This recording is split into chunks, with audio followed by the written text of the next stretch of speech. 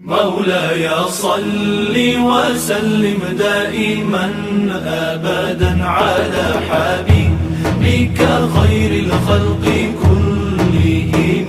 مولاي صل وسلم دائما أبدا على حبيبك خير الخلق كلهم. محمد سيد الكونين والثقلين. محمد سيد والصلاة والسلام على سید المرسلین وعلى آلہ وصحبہ وبارک وسلم. محترم سامعین کرام، اللہ کے رسول صلی اللہ علیہ وسلم بحیثیت داعی، بحیثیت معلم اور مربی، یہ موضوع مجھے دیا گیا ہے. انشاءاللہ چند نکات کی روشنی میں آپ کے سامنے پیش کروں گا. سب سے پہلے ہمارے ذہن میں یہ بات رہنی چاہیے کہ کوئی بھی نبی ہو تو وہ ان تین صفات کا حامل ہوتا ہے. ہر نبی داعی بھی ہوتا ہے، معلم بھی ہوتا ہے اور مربی بھی ہوتا ہے. اللہ تبارک و تعالی قرآن مجید میں ہمارے نبی حضرت محمد مصطفیٰ صلی اللہ علیہ وسلم کے سلسلے میں فرماتا ہے: هو الذی بعث فی الامیین رسولا هو الذی بعث فی الامیین رسولا منہم یتلو علیہم آیاتہ ویزکیہم ویعلمہم الکتاب والحکمہ وإن كانوا من قبل لفی ضلال مبین. اللہ ہی ہے جس نے امیوں میں انہی میں سے ایک رسول کو بھیجا جو ان کے سامنے اللہ کی آیتوں کی تلاوت کرتا ہے اور ان کا تزکیہ کرتا ہے اور انہیں کتاب اور حکمت کی تعلیم دیتا ہے، اگرچہ کہ یہ لوگ پہلے کھلی ہوئی گمراہی میں تھے. اس آیت میں اللہ تبارک و تعالیٰ نے نبی کی تین صفات کو بیان کیا ہے کہ لوگوں کے سامنے، اپنے صحابہ کے سامنے قرآن کی آیتوں کی تلاوت کرتے ہیں، اللہ کی جو آیتیں نازل ہوتی ہیں ان کی تلاوت کرتے ہیں اور ان کا تزکیہ فرماتے ہیں اور کتاب و حکمت کی تعلیم دیتے ہیں. سب سے پہلی صفت جو اللہ تبارک و تعالیٰ نے اس آیت میں بیان کی ہے تلاوت آیات ہے. یعنی جو بھی حکم اللہ کی طرف سے نازل ہوتا ہے وہ حکم آپ صلی اللہ علیہ وسلم تمام لوگوں کے سامنے پیش کرتے ہیں، پھر اس کے آیات کی روشنی میں تزکیہ کرتے ہیں، دل کی صفائی کرتے ہیں، دل میں عقیدہ توحید کو پیوست کرتے ہیں، اور اس کے بعد جو کتاب ہے، کتاب اللہ ہے، قرآن مجید ہے، اس کی تعلیم دیتے ہیں اور حکمت کی تعلیم دیتے ہیں، یعنی جو سنت نبوی ہے اس کی تعلیم دیتے ہیں. خود رسول اللہ صلی اللہ علیہ وسلم نے اپنے سلسلے میں فرمایا ہے: انما بعثت معلما، مجھے معلم بنا کر مبعوث کیا گیا ہے. یعنی میری ذمہ داری یہ ہے کہ میں تعلیم کے زیور سے اپنے ساتھیوں کو آراستہ کروں اور یہ سلسلہ قیامت تک جاری رہے. اب ہمیں دیکھنا یہ ہے کہ رسول اللہ صلی اللہ علیہ وسلم کی جس وقت بعثت ہوئی اس زمانے میں علم کا کیا حال تھا، اور خاص کر کے مکہ اور جزیرۃ العرب کا علم کے تعلق سے کیا حال تھا، تعلیم کا کیا حال تھا، اور حضور اکرم صلی اللہ علیہ وسلم کی بعثت کے بعد علم کس طرح عام ہوا، علوم و فنون کس طرح عام ہوئے، اس پر نظر کرنی چاہیے.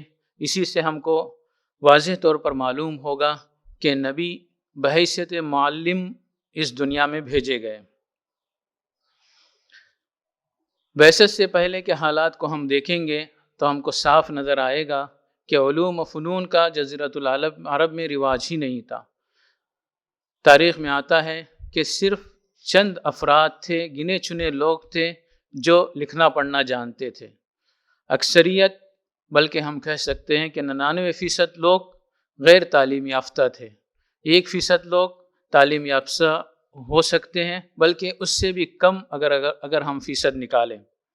لیکن جب حضور اکرم صلی اللہ علیہ وسلم کی بعثت ہوئی اور سب سے پہلی وہی اقرا کی نازل ہوئی، علم کے تعلق سے نازل ہوئی، اور رسول اللہ صلی اللہ علیہ وسلم نے علم حاصل کرنے کی ترغیب دی اور فنون کو حاصل کرنے کی ترغیب دی، تو جزیرۃ العرب میں اکثر تبدیلی آ گئی۔ اس طرح تبدیلی آ گئی کہ اسلامی تہذیب پھر ہجرت کے بعد اور جب حضور اکرم صلی اللہ علیہ وسلم کا وصال ہوا، خلفائے راشدین کے زمانے میں فتوحات ہوئی، تو اسلامی تہذیب ہر جگہ پھیل گئی، اور اس کا اسلامی تہذیب کا اتنا زیادہ اثر ہوا کہ عربی زبان ان علاقوں کی بھی زبان بن گئی جہاں پر صحابہ پہنچے اور انہوں نے فتوحات حاصل کی، حالانکہ وہاں کی زبانیں دوسری تھی، عربی زبان وہاں کی زبان بن گئی۔ یہ اسلامی تہذیب کا اثر تھا، اور اسلام نے اور حضور اکرم صلی اللہ علیہ وسلم نے علم حاصل کرنے کی جو ترغیب دی تھی اس کا اثر تھا۔ صحابہ کو دیکھیں گے تو صحابہ میں مکمل طور پر تبدیلی آئی، مکہ میں بھی اور مدینہ میں بھی، اور صحابہ علم حاصل کرنے کی طرف متوجہ ہوئے، انہوں نے قرآن کا علم حاصل کیا اور حضور اکرم صلی اللہ علیہ وسلم سے جو حدیثیں سنی تھی ان کو دوسروں میں منتقل کرنا شروع کیا، اسی طرح زبانیں بھی دوسری زبانیں بھی حاصل کی۔ صحابہ میں جو مکمل تبدیلی آئی اس کے سلسلے میں علامہ قرافی رحمۃ اللہ علیہ کہتے ہیں کہ اگر رسول اللہ صلی اللہ علیہ وسلم کا کوئی بھی معجزہ نہ ہوتا، یعنی جتنے بھی معجزے رسول اللہ صلی اللہ علیہ وسلم کو دیے گئے ہیں ان میں سے کوئی بھی معجزہ آپ صلی اللہ علیہ وسلم کی طرف سے ظاہر نہیں ہوتا، بلکہ صرف آپ کے صحابہ ہی آپ کی نبوت کو ثابت کرنے کے لیے کافی ہیں، کیونکہ اتنا بڑا انقلابی کام تھا علوم کی نشر و اشاعت کا کہ یہی کافی تھا کہ یہ کام صرف نبی ہی کر سکتا ہے، نبی کے علاوہ کوئی دوسرا نہیں کر سکتا۔ اگر ہم احادیث میں دیکھیں گے تو رسول اللہ صلی اللہ علیہ وسلم کی سینکڑوں حدیثیں ایسی ملیں گی جس میں علم کی ترغیب دی گئی ہے۔ میں یہاں پر تفصیلات بتانا نہیں چاہتا ہوں، اور ایک واقعہ جنگ بدر میں آپ لوگ دیکھیں گے جب کفار مکہ میں سے 70 لوگ قید کیے گئے تو ان لوگوں کو بطور فدیہ، ان میں سے بہت سے لوگوں کو فدیے کے طور پر مسلمان بچوں کو سکھانے کی ذمہ داری دی گئی۔ رسول اللہ صلی اللہ علیہ وسلم نے ہر میدان میں تعلیم کو عام کرنے کی کوشش کی اور مسلمانوں میں تعلیم کو پھیلانے کے لیے بہت سی کوششیں کی، جن میں سے ایک کوشش یہ بھی ہے کہ بطور فدیہ تعلیم کی ذمہ داری قیدیوں کو دی گئی، اور آپ صلی اللہ علیہ وسلم نے بہت سے وسائل بھی اس کے لیے اختیار کیے تعلیم کے لیے۔ ان میں سے چند وسائل کو میں مختصراً پیش کروں گا۔ ایک وسیلہ نمونے کے ذریعے تعلیم آپ صلی اللہ علیہ وسلم نے اختیار کیا، اور موجودہ زمانے کے ماہرین نفسیات کہتے ہیں کہ سب سے مؤثر ذریعہ جو ہے جو طلباء میں یا بچوں میں تعلیم کا نمونے کے ذریعے، قدوہ کے ذریعے تعلیم دی جائے۔ یہ طریقہ آپ صلی اللہ علیہ وسلم نے اپنے صحابہ کی تعلیم کے لیے آزمایا، اور یہ طریقہ سب سے زیادہ کارگر بھی رہا۔ اس کی ایک مثال میں دینا چاہوں گا۔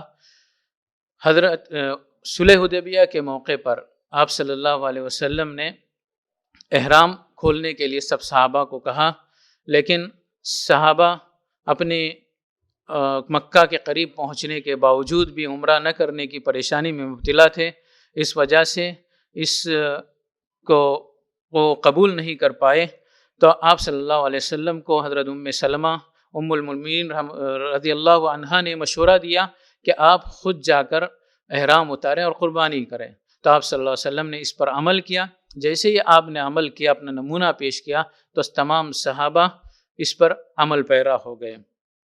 اسی طرح حضور اکرم صلی اللہ علیہ وسلم نے تعلیم میں تدریج کا لحاظ رکھا، درجہ بدرجہ تعلیم کا لحاظ رکھا۔ حضرت جندب بن عبداللہ رضی اللہ عنہ کہتے ہیں کہ ہم نے سب سے پہلے ایمان کو حاصل کیا، جب ہمارا ایمان مضبوط ہوا پھر ہم نے قرآن کو حاصل کیا۔ یہ طریقہ تھا درجہ بدرجہ بتدریج تعلیم حاصل کرنے کا، اور قرآن کے حصول کی وجہ سے ہمارے ایمان میں اضافہ ہوا۔ اسی طرح ابن مسعود رضی اللہ عنہ کہتے ہیں کہ ہم لوگ 10 آیات کو یاد کرتے تھے، جب وہ مکمل طور پر محفوظ ہو جاتی پھر اس کے بعد اس پر عمل کرتے، اس کے بعد پھر دوسری 10 آیات کو یاد کرتے اور ان پر عمل کرتے۔ اس طرح ہم نے حضور اکرم صلی اللہ علیہ وسلم کے زمانے میں علم کو حاصل کیا۔ اسی طرح حضور اکرم صلی اللہ علیہ وسلم نے معاذ بن جبل سے کہا، جب دشمنان اسلام کے خلاف جنگ کرنے کے لیے وہ جا رہے تھے، کہ ترتیب وار آپ کافروں کے سامنے چیز رکھیں، سب سے پہلے کلمہ شہادت کے لیے کہیں، جب یہ قبول کریں تو اس کے بعد نماز کی تلقین کریں، نماز کا حکم دیں، پھر یہ قبول کرنے کے بعد زکوٰۃ کا حکم دیں۔ اور حضور اکرم صلی اللہ علیہ وسلم کے سلسلے میں آتا ہے کہ حضور اکرم صلی اللہ علیہ وسلم تعلیم میں صحابہ کو بوریت محسوس ہونے نہیں دیتے تھے، بلکہ وقفے سے ان کو تعلیم دیتے تھے۔ مکمل طور پر ایک ہی وقت میں پوری تعلیمات نہیں دیتے تھے، بلکہ وقفے سے تعلیم دیتے تھے۔ اس کے علاوہ بہت سے دیگر وسائل بھی ہیں۔ یہ ایسے وسائل ہیں جن کی اہمیت کو اس زمانے کے ماہرین تعلیمات نے مانا ہے کہ یہ چیزیں طلباء کو سکھاتے وقت ملحوظ رکھنی ضروری ہے، ورنہ اس کا منفی اثر ہوتا ہے۔ دوسری صفت حضور اکرم صلی اللہ علیہ وسلم کی دعوت کی ہے، اور ہر نبی کی یہ صفت ہے، اور رسولوں کو بھیجنے اور انبیاء کو بھیجنے کا سب سے بڑا مقصد یہ ہے کہ دعوت کا کام کریں۔ اور ہر نبی داعی ہوتا ہے، ہمارے نبی بھی داعی ہیں، اور ہمارے نبی کے بعد جو نبی کے امتی ہیں وہ سب داعی ہیں، جو اس امت کی خصوصیت ہے۔ اللہ تعالیٰ فرماتا ہے، یا ایھا النبی انا ارسلناک شاہدا ومبشرا ونذیرا وداعیا الی اللہ باذنہ وسراجا منیرا۔ اللہ تعالیٰ نے اللہ کی طرف دعوت دینے والا بنا کر اللہ کے رسول کو بنایا۔ یہ رسولوں کی بنیادی ذمہ داری ہوتی ہے۔ اگر ہم رسول اللہ صلی اللہ علیہ وسلم کی زندگی پر غور کریں تو آپ صلی اللہ علیہ وسلم کی زندگی کا کوئی لمحہ بھی دعوت سے خالی نہیں ہے۔ جب سے آپ صلی اللہ علیہ وسلم نبی بنے ہیں اس وقت سے لے کر آپ کی وفات تک کی زندگی اس کی شاہد ہے کہ کوئی بھی آپ کا لمحہ دعوت کے بغیر نہیں گزرا۔ آپ صلی اللہ علیہ وسلم کے سلسلے میں آتا ہے، کان رسول اللہ صلی اللہ علیہ وسلم متواصل الاحزان دائم الفکرتی۔ آپ صلی اللہ علیہ وسلم ہمیشہ غمزدہ رہتے تھے اور ہمیشہ سوچ میں ڈوبے ہوئے رہتے تھے۔ یہ سوچ اسی وجہ سے تھی کہ جو اللہ کی دعوت ہے لوگوں کے پاس کیسے پہنچائی جائے، میں لوگوں تک اپنے دین کو کیسے پہنچاؤں، یہ فکر ہمیشہ دامنگیر رہتی تھی، اور اس فکر کی وجہ سے آپ کو نیند بھی نہیں آتی تھی۔ اور ہمارے بزرگوں میں سے بہت سوں کے تعلق سے ہم سنتے ہیں کہ وہ دین کی تبلیغ کے لیے اپنی پوری زندگی وقف کرتے ہی ہیں، لیکن جب فراغت کا وقت ہوتا ہے، آرام کا وقت ہوتا ہے، تو ان کو یہ فکر ستاتی ہے کہ دین اسلام کی دعوت کیسے پہنچائی جائے۔ رسول اللہ صلی اللہ علیہ وسلم کی یہ خاص صفت تھی کہ ہر وقت دعوت کے تعلق سے سوچا کرتے تھے، امت کے تعلق سے سوچا کرتے تھے۔ مکی زندگی میں بھی آپ صلی اللہ علیہ وسلم کا یہی حال تھا، اور مدنی زندگی میں بھی آپ صلی اللہ علیہ وسلم کا یہی حال تھا۔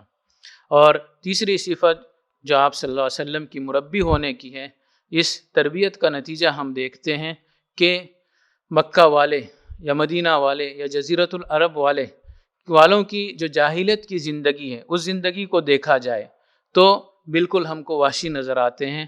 ہم کو نظر آتا ہے کہ وہ اپنے بھائیوں کو بھی چھوٹی سے چھوٹی اختلاف کی بنیاد پر قتل کرتے تھے، اور یہ جنگیں کئی سالوں تک چلتی تھی، اور وہ اپنی انا کے لیے پوری کی پوری بستیوں کو ختم کر دیتے تھے، اور یہ جنگیں نسلوں تک چلتی تھی۔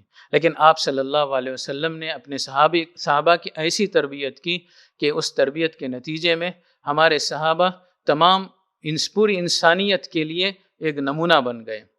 اور آپ صلی اللہ علیہ وسلم کی تربیت کا انداز لوگوں کے اعتبار سے بھی الگ تھا۔ بچوں کی تربیت کا انداز بالکل الگ تھا، ان کے ساتھ بالکل نرمی کے ساتھ پیش آتے تھے، اور ان سے جو بات کرتے تھے، گفتگو کرتے تھے تربیتی انداز میں، وہ بچوں کے معیار کے مطابق ہوتا، اور بڑوں کی جو تربیت کرتے تھے ان کے اعتبار سے ہوتا۔ بس یہ چند باتیں 3 صفات کے تعلق سے تھی۔ میں امید کرتا ہوں کہ انشاءاللہ اس سے کچھ فائدہ ہوگا۔ وآخر دعوانا ان الحمدللہ رب العالمین۔ مولاي صل وسلم دائما أبدا على حبيبك حبيبك خير الخلق كلهم